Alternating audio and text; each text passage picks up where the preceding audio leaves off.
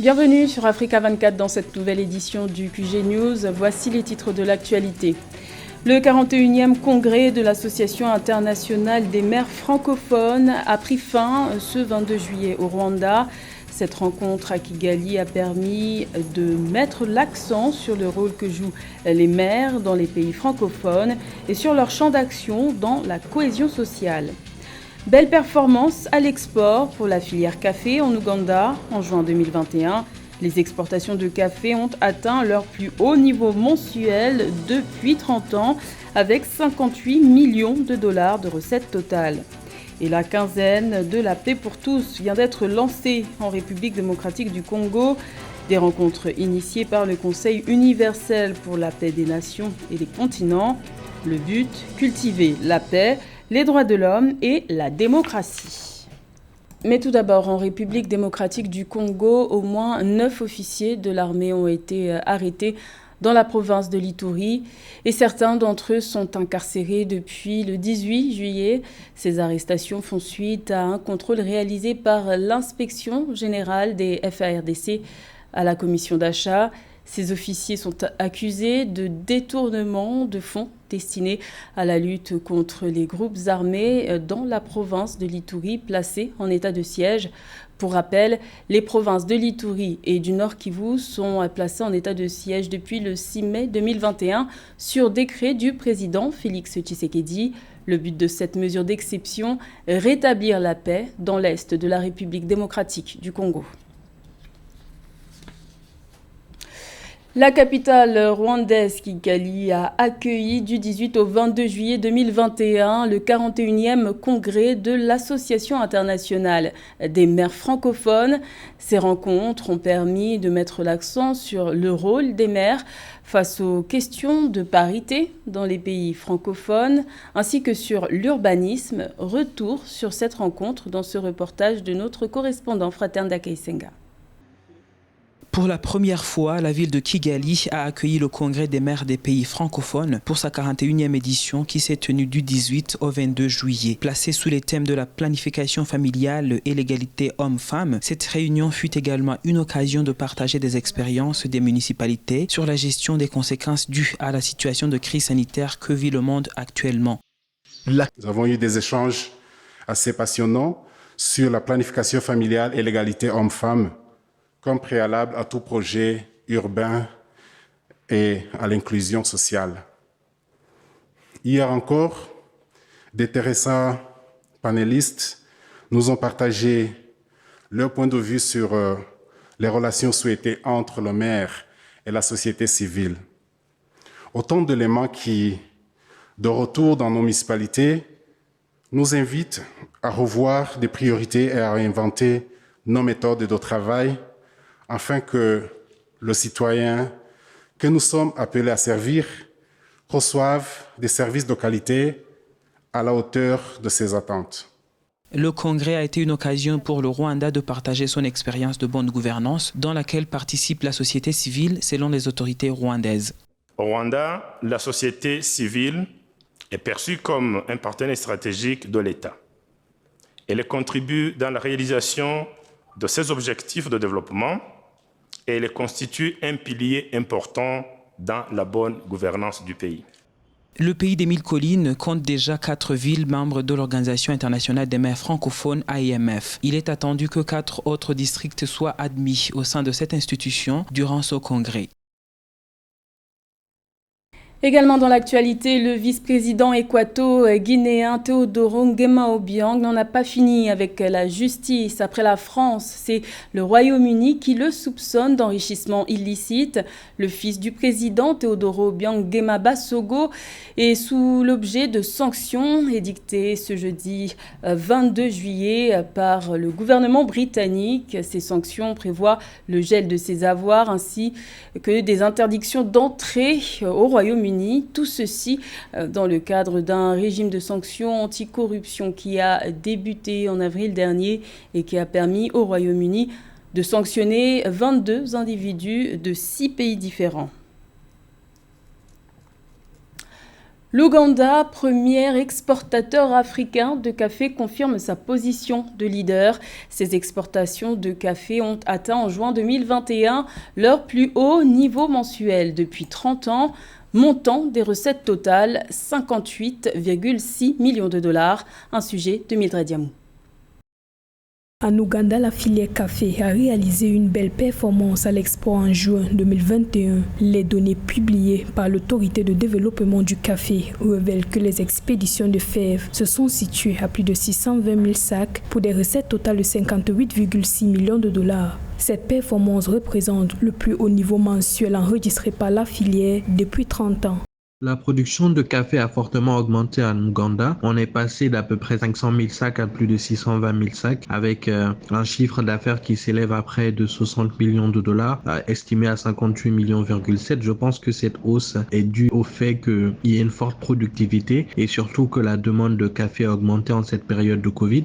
La principale destination reste l'Europe qui compte pour 61% des exportations avec des pays phares comme l'Italie et l'Allemagne. Le continent africain pour sa part a compté pour 18% des importations mondiales de café ougandais. Pour le mois de juillet 2021, les perspectives sont favorables. Les autorités anticipent un nouveau record de 650 000 sacs. Je pense que les consommateurs ougandais se sont tournés vers des produits locaux, donc des produits comme le café, le cacao, des produits qui sont locaux et qui coûtent moins cher que des produits qu'on importe, d'où l'augmentation de la demande de café, une forte productivité et du coup les producteurs se sont adaptés et ont augmenté leur offre et donc le chiffre d'affaires a augmenté. Rappelons que l'Ouganda est le premier exportateur africain de café. Le pays est également le 4e fournisseur mondial du café Robusta et le 6e producteur mondial de la fève, derrière le Brésil, le Vietnam, la Colombie, l'Indonésie et l'Éthiopie. Le Nigeria est touché par le variant Delta, aussi appelé variant indien. Ce virus mutant du coronavirus est plus contagieux, ce qui explique la forte augmentation du nombre de nouveaux cas de contamination à la Covid-19 dans le pays ces dernières semaines. Les autorités misent sur l'accélération de la campagne de vaccination, un sujet de Zahra Mohamed Moutiou. Le Nigeria fait face depuis plusieurs semaines à une explosion des cas de Covid-19. Pour endiguer la progression du virus, les autorités comptent sur la vaccination. Et pour pouvoir poursuivre la campagne et vacciner le plus grand nombre, le pays attend l'acheminement de 8 millions de doses supplémentaires de vaccins d'ici la fin du mois d'août. Le pays a officiellement mis fin à la première phase de son plan stratégique de vaccination contre le Covid-19 et se prépare maintenant à entamer sa deuxième phase dans les prochaines semaines. Nous avons également reçu une information concernant la livraison de vaccins dans les semaines à venir. Une livraison très attendue car la situation sanitaire se dégrade. Sous la pression du variant Delta beaucoup plus contagieux, le gouvernement a lancé l'alerte. Une troisième vague est sur le point de déferler sur le pays.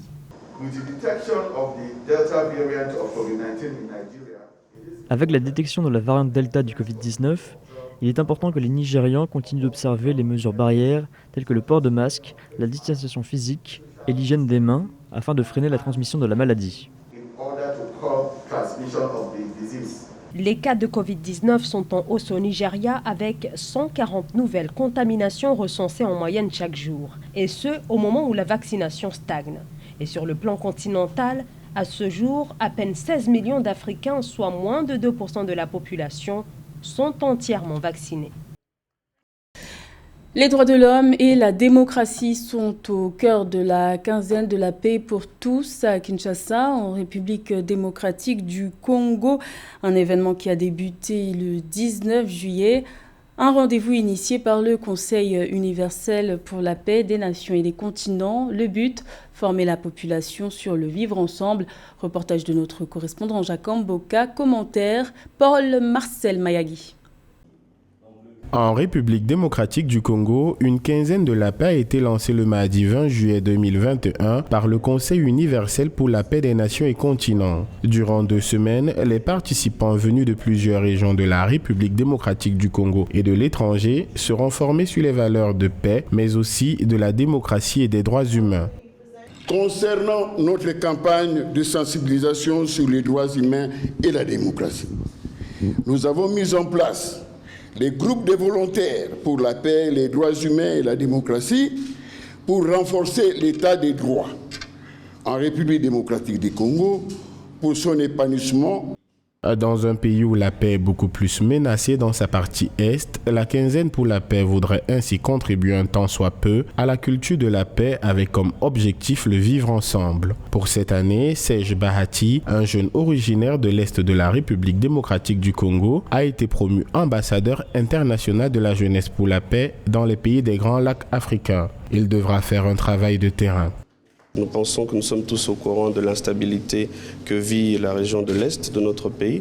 Et donc nous comptons cibler les jeunes qui sont dans cette région pour les autonomiser afin qu'ils puissent trouver d'autres alternatives que d'être vulnérables aux groupes armés et pour qu'ils puissent aussi participer à la mise en place d'un cadre de paix. La quinzaine de la paix enregistre la participation de plusieurs invités nationaux et internationaux. Ce mercredi 21 juillet 2021, à la 3e journée de cette rencontre, Sa Majesté la Reine Sheba Amelia Sai, chef des fédérations des royaumes africains, a reçu le diplôme de servante de l'humanité pour son engagement en faveur de la paix. Lancée le 19 juillet 2021, cette quinzaine pour la paix va se clôturer le 1er août 2021. Coup d'envoi des Jeux Olympiques de Tokyo ce vendredi 23 juillet. Le défi à relever pour les délégations africaines, faire mieux que lors des Jeux Olympiques de Rio de 2016 où 45 médailles avaient été remportées, dont 10 en or. Le point sur ce qui nous attend avec José Douglas. Bien sûr, les organisateurs craignent le pire et ont renoncé à accueillir des spectateurs venant de l'étranger. Et les athlètes seront privés de public à cause de la recrudescence du coronavirus au Japon et notamment à Tokyo. Un durcissement très probable des restrictions pour le public pendant ces JO est à prévoir. Les invités officiels sont limités pour la cérémonie d'ouverture. Au regard de la situation actuelle du Covid-19, il sera nécessaire de réduire le risque infectieux en limitant les déplacements du public. Il a par conséquent été décidé de demander au public de s'abstenir. Cette année sera-t-elle aussi celle des athlètes africains qui, comme beaucoup, ont vu leur calendrier sportif 2020 bouleversé par la pandémie de Covid-19 et le report des Jeux olympiques et paralympiques. Plusieurs athlètes du continent sont attendus dans plusieurs disciplines, football, tennis, natation, basket, cyclisme, boxe, MMA, athlétisme, karaté ou encore le surf.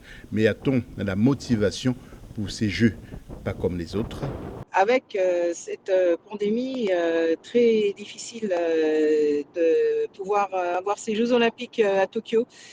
Moi, j'étais contre ces Jeux Olympiques en sachant qu'effectivement, on n'était pas dans cette 4e vague. Je pense qu'on va avoir en fait des Jeux historiques sans avoir éventuellement avec la partie sanitaire, avec la partie des contrôles. À noter que les premiers pays africains à participer aux Jeux Olympiques sont l'Afrique du Sud, puis en 1912 l'Égypte, puis la Rhodésie. En 1928, ils ont été suivis par le Ghana et le Nigeria. Les Jeux de Montréal avaient été fortement marqués par le boycott des pays africains. En juillet 1976, plusieurs pays décident de boycotter les Jeux si la Nouvelle-Zélande entretient des relations sportives avec l'Afrique du Sud. Tous les pays africains, sauf 2, informent que leurs délégations ne prendront pas part aux Jeux Olympiques de Montréal. Ce geste visait donc à contester la présence aux Jeux des athlètes de la Nouvelle-Zélande.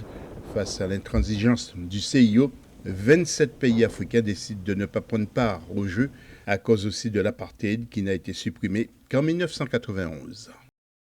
C'était le journal de la rédaction. Merci de l'avoir suivi. L'information continue sur Africa 24.